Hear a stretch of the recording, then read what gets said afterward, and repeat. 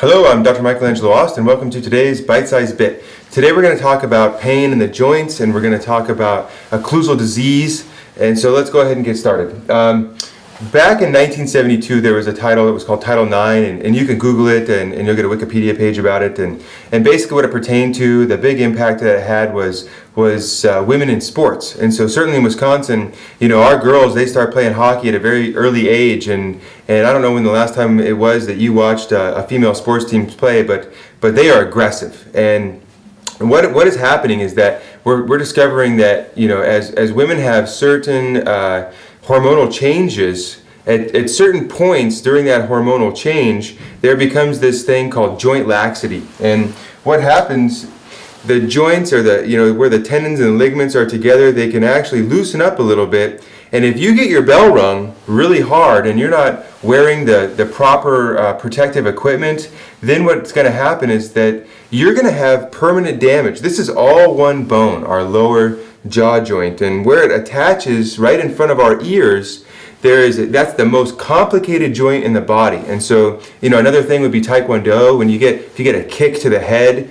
and you're not wearing a really good mouthpiece that protects you, these are the kinds of things where if that jaw gets jarred, then the damage can actually be permanent, because these children are still growing, and this is mostly, it can occur in men, but it really is mostly occurring in women. And what you can see is that, for an orthodontist, they like that we're discovering this, because, when do you know that you're done as an orthodontist? It's the teeth are straight, and the anterior teeth do what's called coupling. They come together. And that's really the end of the case for the orthodontist. And a lot of times what happens is you get these kids that have these anterior open bites that are really severe, or if you're a patient who has had braces in the past, and then as an adult you're finding that your teeth are opening up in the front and you have to have the braces redone. This can be a sign that the back end, this is all one system, the head and neck, the back end of the system cannot be performing properly. And so certainly car accidents or sports related injuries in females, these are things to look for that you have to take seriously. And the orthodontists love it because it gives them an excuse, an explanation as to why we're not able to finish the case, or you finish it in a compromised fashion. Certainly there's a lot of appliances that orthodontists use, and when you look at the reason of them, they're to restrict growth, and a lot of times that's because, like headgear, it's to let the bottom jaw, which has potentially been damaged, you're withholding normal growth in order to let a bottom jaw that's been damaged catch up, or try to at least.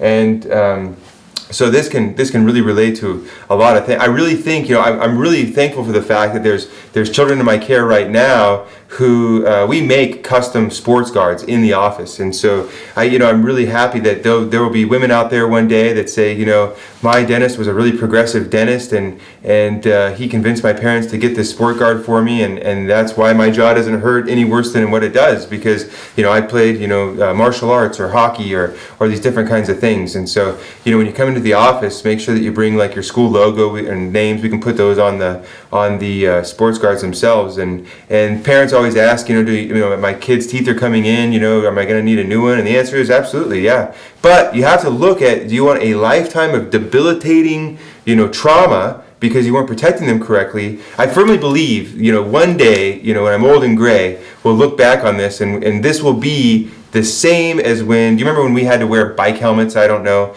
I remember when the law passed and I had to wear a bike helmet, and I thought as a kid, this is like the most ridiculous thing I'm ever going to have to do. Why would anybody ever make me wear and then I'm riding down the road, country road, and a semi-truck goes by me, and a rock, sticks into the helmet, and I see that, and I think to myself, like, wow, I'm really glad I had the helmet. So I think this is going to go that route eventually.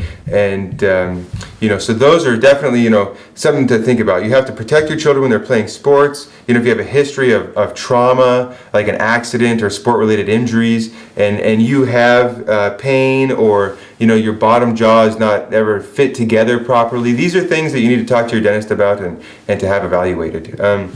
Now, one of the other things that happens for people that grow into a normal position, about 30% of the population grinds their teeth, and they grind it fiercely. About, one night of heavy grinding is equal to approximately 100 days worth of wear. So you can take a year off of your teeth in the better part of a week, you know, and you know, you can do a year's worth of damage very, very quickly. And these are people that clench, or they're people that grind in their sleep, you know, certainly people that have these big jaw muscles right here and that they get pain.